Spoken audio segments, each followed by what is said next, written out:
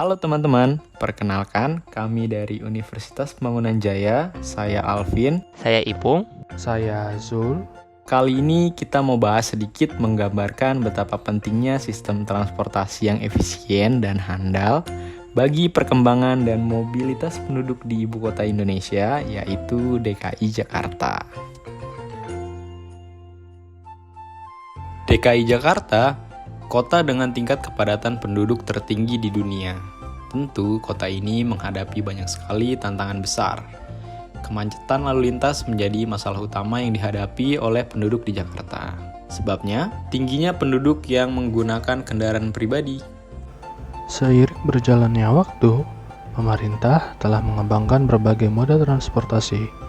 Di Jakarta sendiri, terdapat 3 moda transportasi yang jadi andalan hilir mudik penduduk Jakarta. Apa aja? 3 moda tersebut antara lain Transjakarta atau TJ, Moda Raya Terpadu atau MRT, dan kereta listrik komuter lain. Mari kita bahas satu persatu. Transjakarta atau biasa kita kenal dengan TJ.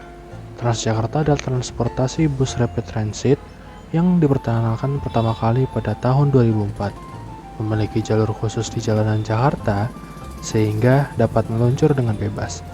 Dengan Transjakarta, kita bisa pergi ke berbagai penjuru Jakarta dengan cepat, nyaman, dan terjangkau. Nah, apa aja sih kelebihan Transjakarta? Pertama, koridor yang luas. Transjakarta punya koridor yang luas melintasi wilayah yang ada di Jakarta. Jadi, kita bisa berpergian ke penjuru Jakarta dengan Transjakarta. Kedua, fasilitas yang nyaman. Bus Transjakarta dilengkapi dengan AC dan CCTV. Jadi, bakal nyaman deh selama di perjalanan. Ketiga, cashless. Kita bisa pakai kartu e-money, kartu Jaklingko, atau bisa pakai aplikasi TJ. Praktis dan cepat bukan? Selanjutnya, ada MRT nih. MRT merupakan singkatan dari Moda Raya Terpadu. Adalah transportasi monorail yang pertama di Indonesia loh. Pembangunannya dimulai pada tahun 2013 dan pertama kali beroperasi di tahun 2019. Apa aja sih kelebihan MRT? Pertama, kilat dan efisien. MRT jadi solusi andalan buat menembus kemacetan jalanan Jakarta. Dengan kereta yang melaju kencang, jadwal yang cepat, kita bisa mencapai tujuan dengan cepat tanpa harus habisin waktu di jalan. Kedua, fasilitas yang super nyaman. Dengan kereta yang ber-AC, CCTV, stasiun yang lengkap dengan berbagai fasilitas, MRT bakal jadi opsi nyaman untuk kamu berpergian. Saat ini, MRT baru memiliki satu jalur dari Bundaran HI hingga Lebak Bulus. Tetapi beberapa tahun lagi, jalur MRT bakal bertambah. Jadi tambah nyaman buat pergi kemana aja. Nah, yang terakhir ada KRL, singkatan dari kereta rel listrik atau komuter lain. Merupakan transportasi massal yang menyediakan perjalanan sekitar Jabodetabek serta lintas Jogja hingga Solo yang beroperasi dari tahun 1920 hingga sekarang. Apa saja yang menjadi keunggulan KRL? Pertama, cakupannya luas. KRL menghubungkan berbagai wilayah di Jabodetabek. Kedua, frekuensi kereta yang tinggi, sehingga kita tidak perlu menunggu berlama-lama untuk menjelajahi wilayah Jakarta. Dan yang terakhir, harganya yang sangat terjangkau. Kita dapat menelusuri berbagai wilayah Jakarta dengan harga yang sangat murah. Nah, yang menarik dari ketiga mode transportasi tersebut, ketiga mode transportasi ini kini sudah saling terintegrasi, mulai dari rute sampai ke pembayaran.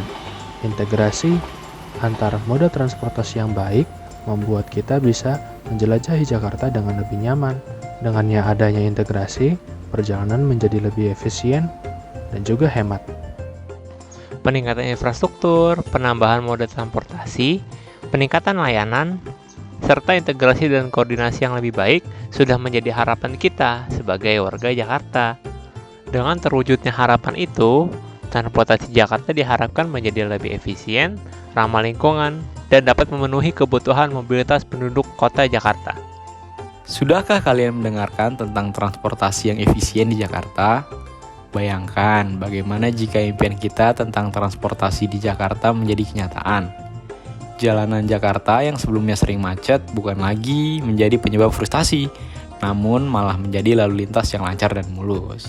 Tidak perlu lagi terus-menerus memperhatikan jam tangan karena takut terlambat. Kita bisa dengan santai menggunakan angkutan umum terpadu yang saling terhubung sehingga tidak perlu repot harus pindah-pindah moda transportasi.